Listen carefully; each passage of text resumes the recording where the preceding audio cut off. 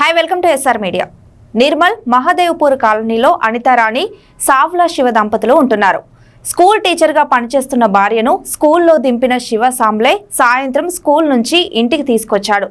అయితే అప్పటికే ఇంటి తాళం పగలగొట్టి డోర్ ఓపెన్ చేసి ఉంది.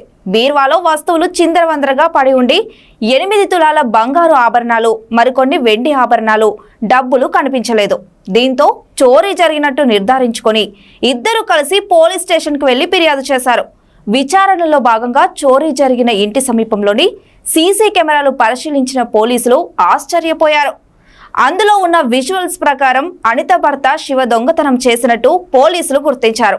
శివను తీసుకెళ్లి విచారించగా తానే చోరీ చేసినట్లు అంగీకరించాడు. నిర్మల్ పట్టణ ప్రజలందరికీ నమస్కారం.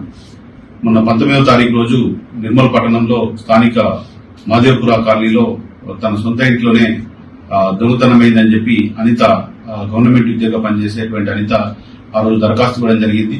దరఖాస్తు ఇచ్చిన తర్వాత మన పోలీస్ టీము, క్లూస్ టీము వారి ఇంటికి వెళ్లి అక్కడ ఉన్నటువంటి నేర స్థలాన్ని వాటిని పరిశీలించి ఆ రోజు చూడడం జరిగింది. తర్వాత అక్కడ ఉన్నటువంటి చుట్టుపక్కల ఉన్నటువంటి సీసీ కెమెరాలను కూడా మనం అనలైజ్ చేయడం జరిగింది. చేసిన తర్వాత వాళ్ళ భర్తనే సావులే శివ అనే వ్యక్తి వాళ్ళ భర్తనే ఇంట్లో ఉన్నటువంటి 8 తులాల బంగారాన్ని మధ్యాహ్నం సమయంలో తీసుకుని దొంగతనం చేసుకుని పోయినాడని చెప్పి మనకు తెలిసింది. తర్వాత అటు వ్యక్తిని పట్టుకుని విచారించగా అతను అటు నేరాన్ని ఒప్పుకొని దొంగిలించినటువంటి బంగారాన్ని 8 తులాల బంగారాన్ని చూపించడం జరిగింది.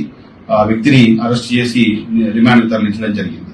కావున ప్రజలందరికీ పోలీస్ శాఖ తరఫున విజ్ఞప్తి ఏంటంటే ప్రతి ఒక్కరు కూడా హోటళ్ల వద్ద గాని, వారి ఇంటి ముందు గాని, అదేవిధంగా వ్యాపార సముదాయాల వద్ద గాని సీసీ కెమెరాలను పెట్టుకున్నట్లయితే ఈ నేరాలని అరికట్టడంలో చక్కగా అవి మాకు పనికొస్తాయి. అదేవిధంగా శాంతి భద్రతల పరిరక్షణ విషయంలో కూడా అవి చక్కటి పాత్ర పోషిస్తాయి.